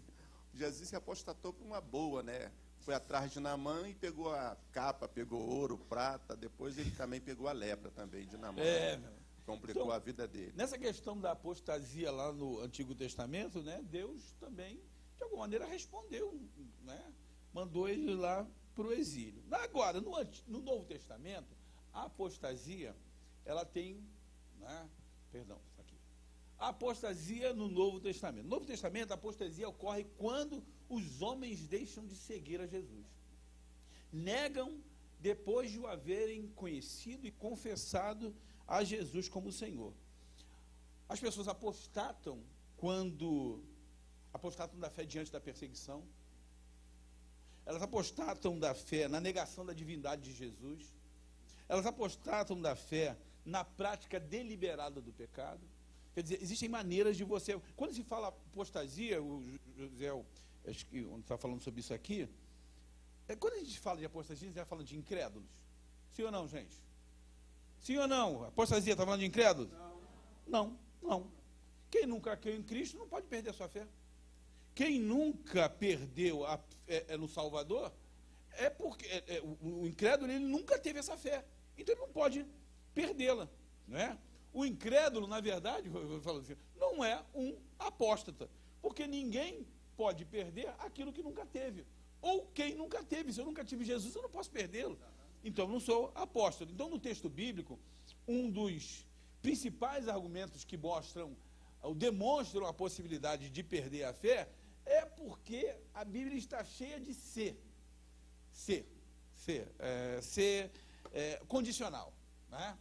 Ser é o condicional. Diz, olha, se você permanecer em Cristo, se você permanecer na fé, se você não negligenciar tão grande salvação, se você guardar o fim à tua confiança, não é? O ser é isso. O ser é a condicionância ainda. Se você não retroceder. Quer dizer o seguinte, a questão da obediência, ou a questão de estar ligado a Cristo, a questão da resposta do cristão ao favor imerecido de Deus, é que vai determinar se ele vai chegar lá ou não. Jesus é salvador de todos os homens, mas eu tenho que querer essa salvação. Jesus não vai me levar à força, não. Não vai me levar à força. Filho pequeno, né, a gente pega às vezes, não, vai sim. Jesus não vai tratar a gente como criança e determinar, não, coitado, pecou, mas não sabia. vacilou, mas não, em determinado momento é juízo, mano. Então essa afirmação ao escritor dos Hebreus, num primeiro momento, ela permite a gente verificar, como em outras passagens que tem na Bíblia, que é possível sim você perder, Anderson, você estava falando aqui, você perder a salvação. O autor, ele fala de alguém, nesse caso aqui, de que era salvo e que deixou de sê-lo. Então, a afirmação demente cabalmente a teoria, né, calvinista da predestinação incondicional, de que se alguém que se desviou da fé nunca foi realmente salvo. É o que as pessoas dizem, não, esse aí não, estava no meio de nós, mas saiu de nós, porque não era dos nossos. Esse é um tipo de exegese mal feita, ok? Vamos lá, gente. Outra questão interessante, não está na O lição. Emanuel Felipe, por exemplo, está aí. Vocês falaram que ele não ia vir, ó. Estava desviado e voltou. É o exemplo que eu estava falando. Cometeu uma ou outra heresia, mas está aí. Né? Olha a passagem de Lucas lá. O filho volta, o filho pródigo, o pai... Jesus, tem misericórdia. Estava comendo bolada de porco na nariz do governador. Ronaldo, quando nós falamos de apostasia, é bom entender também que aqui a Epístola aos Hebreus, principalmente do versículo 6, ela fala desse crescimento espiritual. Né? Eu tive uma experiência tremenda com meu pai no leito de morte. 21 dias de CTI, falindo os órgãos. Né? Todos os dias ele olhava para mim e falava, a vontade de Deus é boa, perfeita e agradável, meu filho. Aí no finalzinho ele pedia para eu ler Salmo 46. Gente, uma das maiores experiências que eu tive de vida. Enquanto eu estava no Deus é o nosso refúgio e fortaleza, socorro bem presente na tribulação, onde é que ele estava? No versículo 4, existe um rio. Meu Deus. As pessoas querem o Deus, nosso refúgio e fortaleza, no leito de morte. Ele olhava para mim e falou assim, existe um rio, meu filho. Não é aqui. É onde é a morada do Altíssimo. Meu Deus, quando nós estamos alicerçados na palavra, mesmo tendo todas as opressões, todo o jugo em cima, tudo o que está acontecendo ao nosso redor, quando nós estamos firmes na palavra, jamais vamos nos apostatar da fé. Amém? Versículo 4. Se estiver firme, né, obedecer firme. Maravilha. Pode tudo se corromper. O do versículo 1 ao 3 fala sobre um caos total, né? Mas o versículo 4 fala sobre o rio. Queridos, oh, glória. Maravilha. É a experiência que nós temos, né? Cara, eu estava conversando agora há pouco tempo com o pastor Serafim, e diz, um pastor nosso lá de Gramacho, pastor auxiliar lá, ele estava dizendo que ele, no leito de morte de uma irmã da igreja, uma irmã muito querida, ele disse que ele começou a chorar, porque ele disse que o ímpeto dele era de orar para que ela fosse curada. E ela dizia o seguinte, meu filho, eu já estou indo para os braços, não é? Não precisa mais. Eu estou indo para, sabe? E ele disse que é aí que ele chorou mesmo, que, sabe? Ele foi para consolar a irmã, que estava aí, e ela que o consolou, porque está dizendo, rapaz, eu estou indo, eu estou partindo daqui, é muito melhor, eu estou indo para o Senhor. Né? Me lembra até aquele, tem um desenho bacana do Era do Gelo, né? Do ressuscitado, viu, Deus?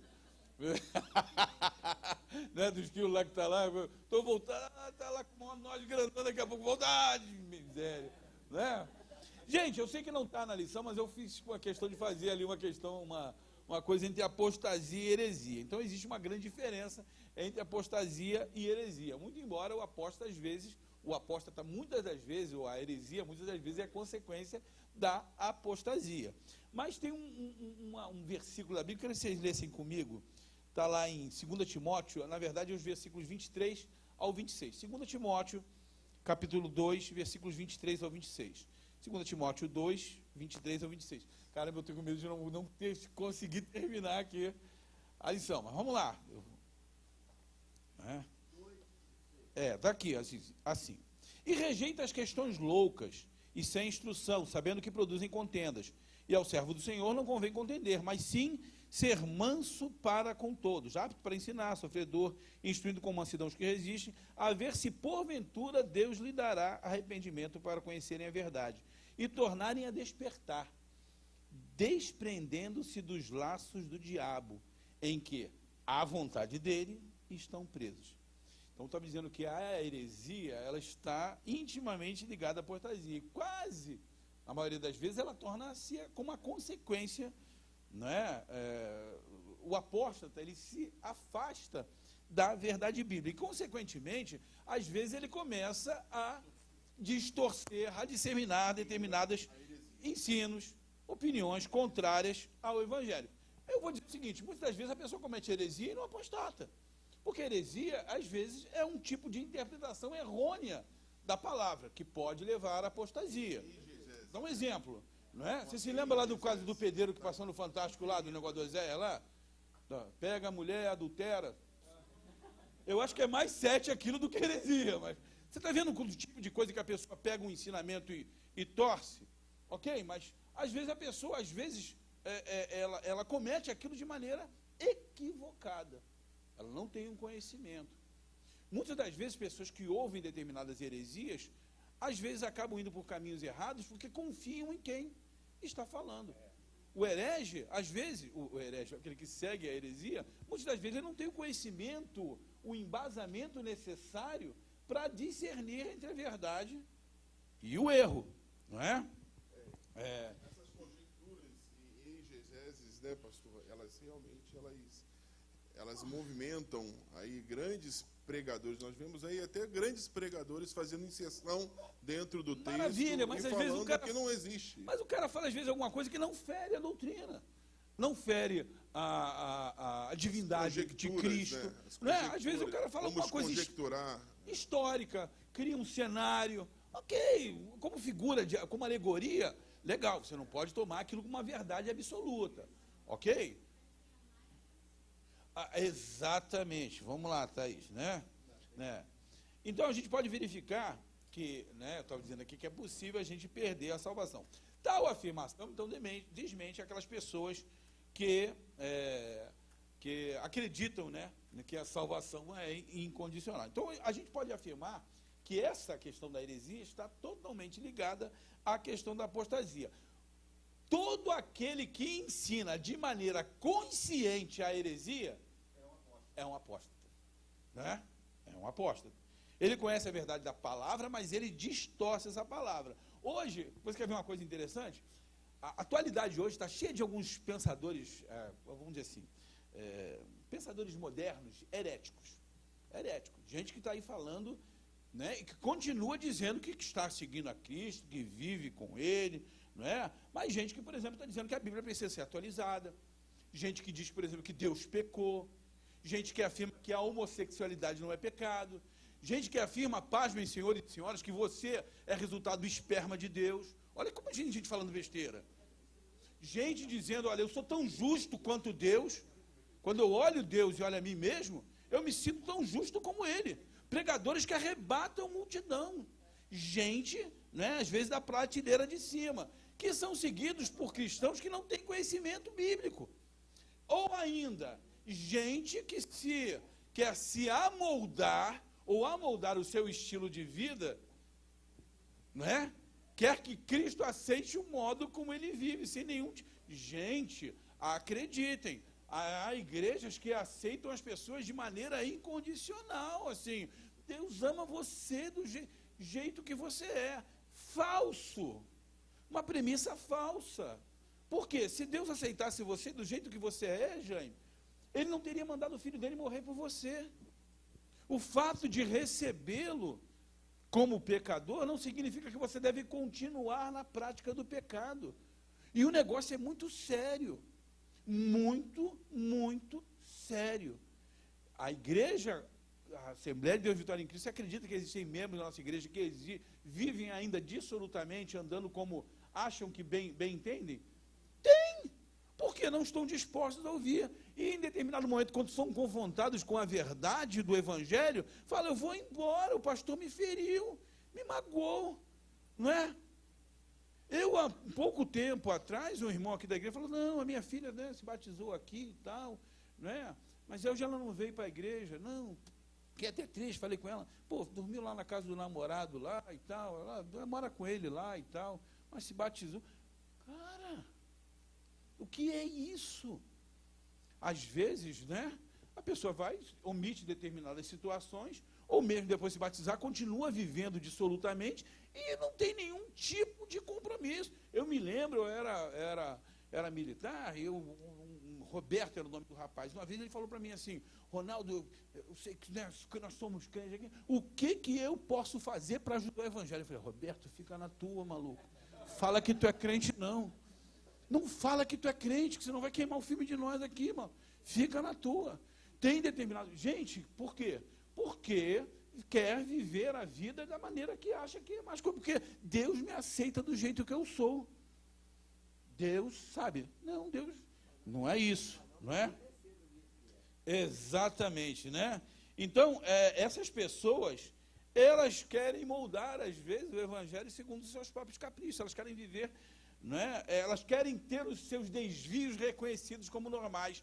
Não, mas, afinal de contas, o que tem a ver? O que tem a ver? Ok, vamos lá, gente. Então, as advertências a não retroceder ali. Vou correr aqui um pouquinho, aqui, porque... Dentro do que o senhor acabou de concluir, são dois ministérios importantíssimos na igreja, o ministério evangelístico, né, e o pastoral. O evangelista, ele prega: vinde como estás. E o pastor, ele diz: veja como fica. Exatamente. Isso dá o equilíbrio. Exatamente, né? Uma coisa é certa, eu estou falando aqui da DEVEC aqui, porque a apostasia é alguma coisa que pode acometer a igreja até mais sólida que tem. A apostasia não é coisa que só está nas igrejas, não. A qualquer lugar, não é? A religião, um pouquinho de fermento, às vezes, vai lá e leveda a massa toda. Olha lá. O escritor aos Hebreus adverte que é possível esse coração dele se encher de descrença. O Ano estava dizendo aqui, né? Eu vou só complementar uma coisa e dizer que a apostasia, na verdade, é pior do que a heresia. Porque o herege, às vezes, ele crê erroneamente, onde eu queria chegar, erroneamente, e a sua falha está em acreditar nessa distorção da verdade. A falha está... Gente, eu vou falar uma coisa para vocês. Tem determinados autores que você lê, às vezes, e você para um determinado momento para pensar e fala assim: rapaz, o que esse cara falou aqui é profundo. Cara, é fantástico. Cara, é lindo. Aí tu olha ali... Não, mas peraí, isso aqui tá errado, não é legal. Você quer, vou falar aqui de um cara que eu gosto de ler pra caramba, mas tem que ter filtro. Felipe Ansem. Cara, o cara tem, exatamente, como alguns outros autores que tem, a mensagem, a pregação, o modo como tinha, é tão que você para e fala: rapaz, o que... Mas se você parar para pensar, você fala: opa, e Martinho Lutero já tinha dito, meu irmão, todo ensinamento...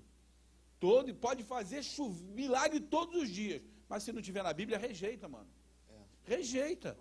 E aí o camarada diz o seguinte: olha, eu tenho um amigo, ele fala, um amigo que é pastor, que é de uma igreja, e ele é homossexual, é meu melhor amigo, não sei o quê, eu vivo com ele, e eu nunca vi pessoa que tem... Ok, mas a Bíblia fala para, em determinadas pessoas que cometem determinadas... Pastor, você se afastar. Cara, entre a Bíblia... Por quê? A coisa é o amor. O amor... Peraí, cara. Não, mano. Vou no que a Bíblia me diz. A Bíblia diz até que se um determinado crente está vacilando e você continua andando com ele, você está errado. Você administrou cara, eu vou falar para vocês, um amigão meu. O cara começou a andar no erro,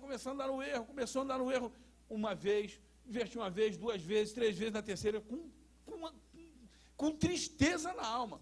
Falei: amigo, cara, eu te amo, cara, mas tu está vacilando, cara, eu não posso andar com você. Eu não posso andar com você. Ele: que isso, Ronaldo? Falei: meu irmão, tu segue teu caminho, eu sigo o meu. Tu vai na minha casa, abraça minha esposa, abre minha geladeira, dirige meu carro. Eu te amo, cara, mas se eu andar com você desse jeito que você está, eu estou concordando com o que você está fazendo. Eu não posso fazer isso. Isso é desleal para você e para mim. Ruptura, mano. Tem que fazer. Não adianta, dói, estou dizendo que vai crescer, dói. Vamos lá, gente, desculpa aí, porque hora a hora... Pastor, só reforçando esse alerta, a gente está vivendo um tempo perigosíssimo em relação a isso. Nós temos aí pessoas, né, com influência nessa área teológica que divergem biblicamente na questão doutrinária, naquilo que a Bíblia nos ensina. Eles têm se tornado referenciais em nossos meios. E o pior, tem pessoas no nosso meio começando a se atrelar a eles de uma maneira que não somente em ter comunhão com o próximo, mas de associação até mesmo aquilo que eles falam. E isso é uma maneira sorrateira que isso adentra a igreja, né? Isso é uma artimanha de Satanás, na verdade, para que o povo de Deus seja engodado com esse tipo de doutrina contrária à Bíblia. Então a gente deve tomar muito cuidado, porque tem muita gente que a gente admira pelo conhecimento, até pela profundidade com que analisa determinadas temáticas, mas no entorno ou no seio daquela pessoa ali, existe uma doutrina totalmente equivocada no que diz respeito à Bíblia. E eles vão entrando, vão ganhando a simpatia, pessoas vão se atrelando, e a igreja vai acabar absorvendo não somente as ideias, quando daí a pouco também a questão doutrinária. Então a gente tem que prestar...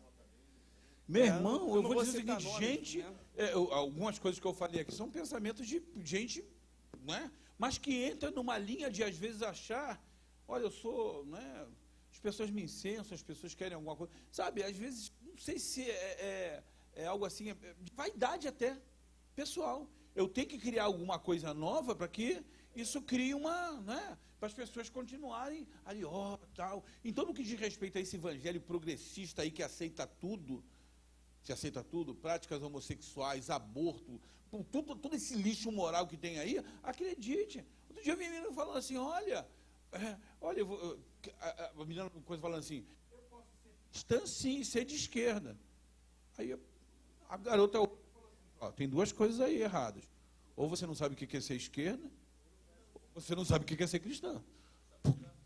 Ou não sabe das duas, é incompatível, não tem como, né? Olha, gente, então estou dizendo ali, a apostasia é a enfermidade que pode acontecer até a igreja mais sólida. Olha a advertência lá em 1 Coríntios 10, 12.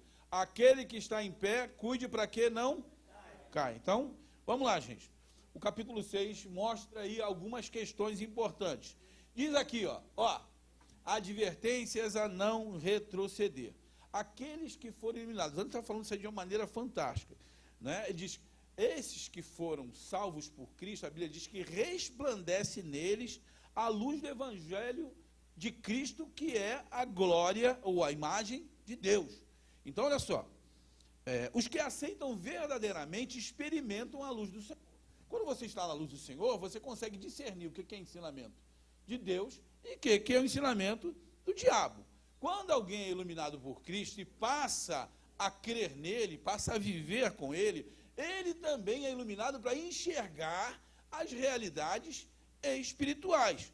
Pois ele passa a Bíblia diz que quem não nasce de novo não pode ver o reino de Deus. Então, nós, quando aceitamos a Cristo, a gente passa a ser dotado de uma visão espiritual. Não é o olhar de Tandera, mas a gente começa a ter discernimento das coisas. Isso decorre do fato de nós reconhecermos a nossa cegueira. E a gente passa a viver com os olhos da fé. Primeira coisa, a Bíblia diz ainda, provaram o dom celestial. Olha que interessante. O texto aí não é uma referência a um neófito na fé, aquele que recebeu agora. Esse provar aí não é aquela prova de sorvete que o cara te dá quando você quer, né? Esse sorvete, não. Esse provar aí é experimentar de uma maneira profunda, né? E isso aí acaba de vez com aqueles ensinos, né, calvinistas no que diz respeito ao que é efetivamente participar. Isso está falando aqui de uma experiência real com Cristo. 2 Coríntios capítulo 5, versículo 17, diz, quem está em Cristo, nova criatura é. O apóstolo afirma para a gente, quem é salvo, Efésios capítulo 2, versículos 8 e 9, que nós somos salvos pela fé. E isso não vem de nós, de vós, diz que é dom de Deus. Dom gratuito de Deus. E a salvação em si é um dom que veio do céu, não é? E por causa desse dom, nós passamos a ter algumas virtudes, fé, esperança, amor, são disposições que existem em nós para fazer com que a gente possa servir ao Senhor com excelência. Diz ainda, se fizeram participantes do Espírito Santo, não é? A Bíblia diz que o Espírito Santo, ele é derramado, ou ainda, não é? Perdão, o amor de Deus é derramado em nossos corações pelo Espírito Santo que nos foi dado. Como se fosse pouco, né? O Senhor Jesus diz que aquele que cresce nele rios de água viva correriam no seu interior. Quando nós tornamos novas criaturas, o que acontece? O Espírito Santo, ele passa a habitar, passa a viver em nós. E isso nos faz participantes da natureza divina. O negócio é sério. Diz ainda, provaram a boa palavra de Deus. A repetição desse verbo provar aí, ela se refere a cristãos que não adquiriram simplesmente um conhecimento ali superficial, né, da palavra de Deus. É aqueles que de alguma maneira se aprofundaram na verdade. Porque uma das principais evidências da salvação é você ter prazer na lei do Senhor, não é? Na lei do Senhor que medita dia e noite, né? A alimentação espiritual do salvo é a palavra de Deus.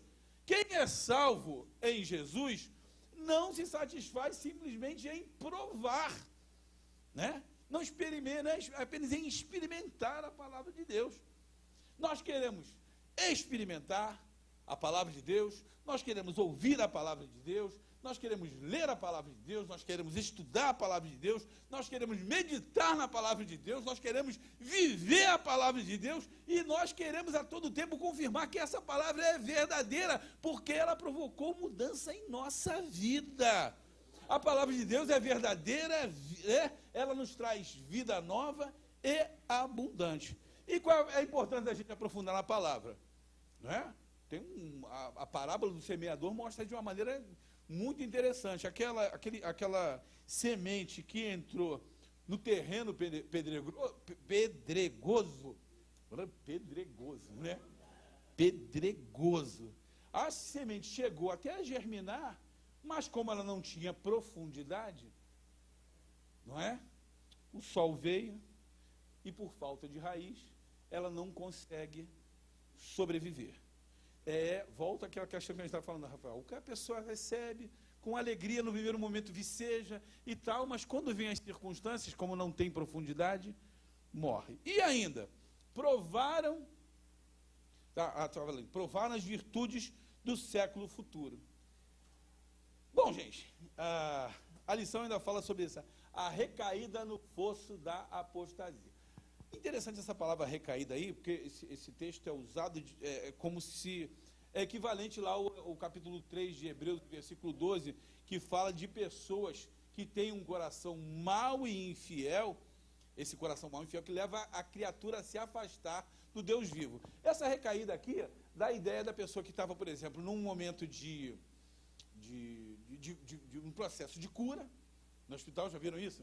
Né? Às vezes na novela assim a pessoa fala com tom grave, fulano, e fulano como está? Infelizmente fulano teve uma recaída, vai morrer, né? Teve uma recaída, a gente já sabe que o negócio vai ficar complicado, né?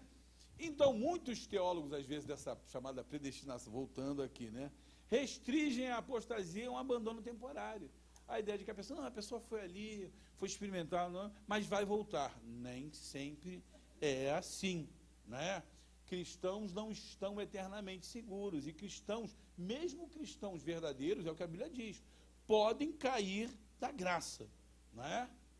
O negócio é sério. A recaída fala de alguém, então, que estava se recuperando, e em determinado momento, por falta de esforço, né, negligenciou a sua total recuperação. Pode acontecer isso com a gente? Diz assim, o médico fala, você pode tomar todos esses comprimidos. Aí você, no meio da cartela de comprimidos, né, Jonas, você estou me sentindo bem. Aí, quando a enfermidade volta, ela às vezes volta com uma intensidade maior. Por isso que primeira... Oi, vamos. Porque ele lá comeu a comida e se lembrou da comida boa que ele comia na casa do pai. Falou, o quê? Vou ficar aqui nada, vou voltar. Caso lá do Emanuel, lá, né? Vamos lá, gente. 2 Pedro 2,20 tem uma advertência que é fantástica, né? Diz o seguinte, portanto, se depois de terem escapado das corrupções do mundo, pelo conhecimento do Senhor e Salvador Jesus Cristo, se encontram outra vez envolvidos nela e vencidos, tornou-se-lhes o último estado pior do que o primeiro. Porque melhor lhes fora não terem conhecido o caminho da justiça, do que, havendo conhecido, abandonarem o santo mandamento. E o verdadeiro provérbio que diz, a porca voltou ao espojadouro de lama e o cão voltou a revolver-se no próprio vômito. Meu irmão, olha que figura, que imagem terrível. A pessoa que experimentou essa salvação. Então, desviar-se da fé é um perigo para qualquer cristão. Olha, quem está em pé, cuide para que não caia. Estamos indo para o final, né? A apostasia é possível, podemos dizer assim, até para quem foi iluminado, para quem foi regenerado, para quem vivenciou da palavra, para quem provou do dom celestial. Isso significa para nós que é necessário vigilância espiritual.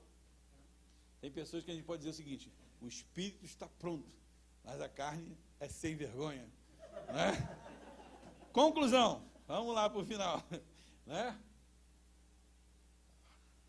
As palavras registradas lá em Hebreus, capítulo 6, dos versículos 9 ao 12, elas contêm para a gente talvez a passagem que seja a mais famosa das advertências das Escrituras a respeito da apostasia. Nesses versículos 4 e 8 que a gente verificou aqui, o texto bíblico elucida de uma maneira muito importante aquilo que a gente chama de morte espiritual, né, no que tange lá a apostasia.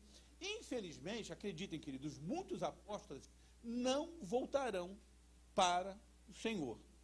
Porém, o convite para que esse pecador se arrependa, para que ele volte a Cristo, está posto diante de todos. A Bíblia diz que Jesus é Salvador de todos os homens. Que Cristo, né, o amor de Deus, a graça de Deus, ela é imensurável. Então alguém pode perguntar aqui, mas se eu cair? Tem até uma música que diz, né, isso, né? Se eu cair? E se eu cair? Vocês acham que cristãos de fato podem cair? Claro que podem, né? Podem cair radicalmente. Cristãos, a gente pode ver, será que tem alguma coisa mais séria do que a negação de Pedro diante do público, diante do povo ali? Será que existe? Eu creio que não, né? Mas a Bíblia diz lá em Provérbios, capítulo 24, 16, o justo pode cair 7 vezes. Mesmo assim, poderá se levantar. Não é o que a gente espera, né? Não é, né? Mas a palavra de Deus é claríssima para nós, quando abertamente diz, né, Deus diz que quer que todos os homens venham ou se salvem e venham ao conhecimento de Deus. Acreditem numa coisa, queridos, Deus jamais exclui ou priva alguém de sua graça. Deus continua nos amando. Você pode se afastar, pode estar longe de Deus, e Deus continua te amando. Ainda bem que Ele não é como nós. Então, por último, a gente precisa atentar para essas consequências, essas advertências, essas exortações bíblicas a respeito de perseverar. Olha o que diz aqui Hebreus capítulo 6, versículo 9. Mas de vós, ó amados, esperamos coisas melhores. Coisas que acompanham a salvação. Que coisas seriam essas? Como é que a gente pode pensar? Que coisa é essa que acompanha a salvação? Né? Talvez uma vida marcada pelo amor, pela verdade, pelo compromisso, né? Pela verdadeira e genuína fé em Cristo, pelo espírito de sacrifício, pelo apreço pelo seu irmão, né? Pelo serviço. Deus quer que a gente viva, né, com a fé arraigada em nossos corações. Cristo quer que a gente viva o dia de hoje como se Ele voltasse amanhã, né?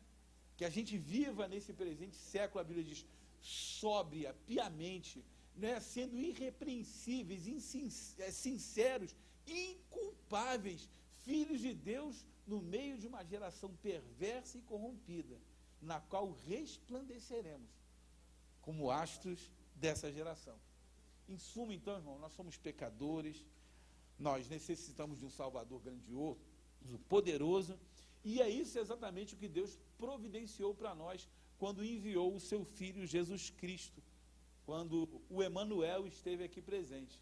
E Deus fez isso exatamente porque Ele espera de nós coisas melhores. Deus espera de mim e de você coisas melhores, para sempre. Deus abençoe. Salve Deus.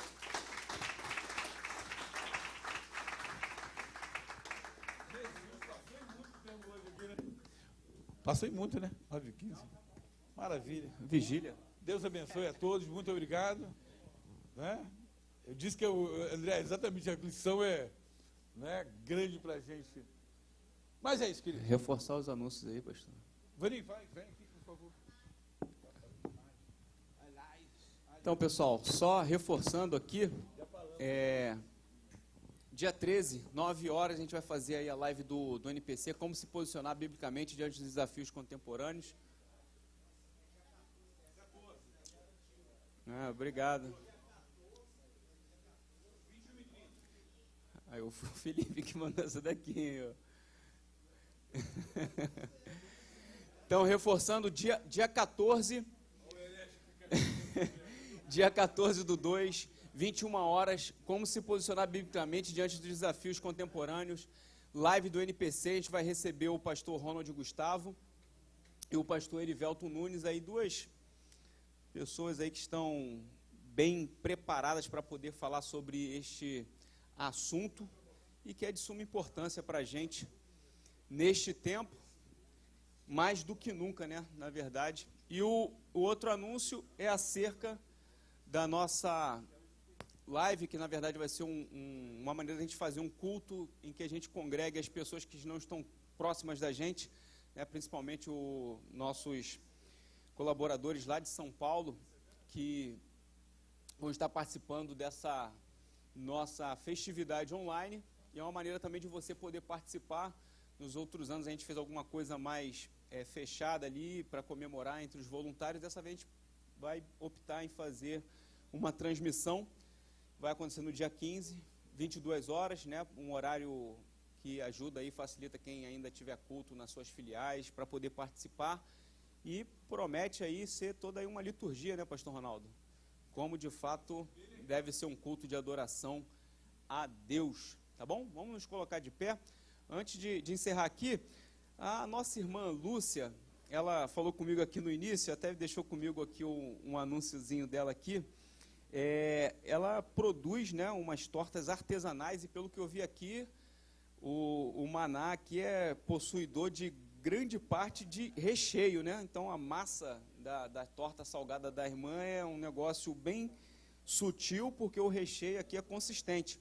Então ali no final ela vai estar ali entregando, né, o demonstrativo aqui do tipo de torta que ela faz, né, que é uma torta artesanal. Então você, de bom grado, você recebe ali o panfleto que a irmã vai entregar, e se você puder prestigiar, né, o trabalho da irmã, também vai abençoar, né, o trabalho da irmã, e eu tenho certeza também que vai ser bênção para sua vida.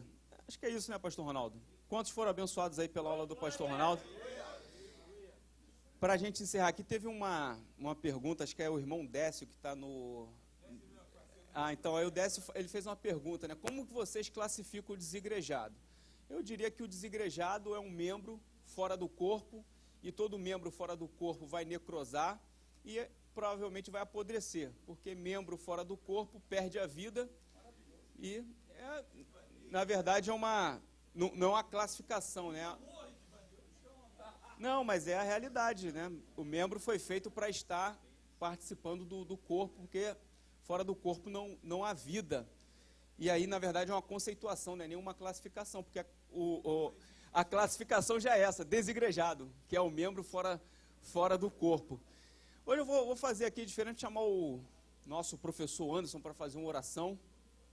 O Anderson vai fazer uma oração poderosa.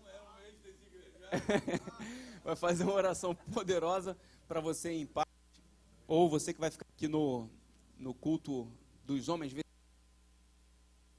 Aleluia, glória a Deus. Que bom estar na tua santa presença, Pai. Nós te louvamos e te agradecemos por essa aula abençoada que veio do teu trono de graça, essa sabedoria para os nossos corações.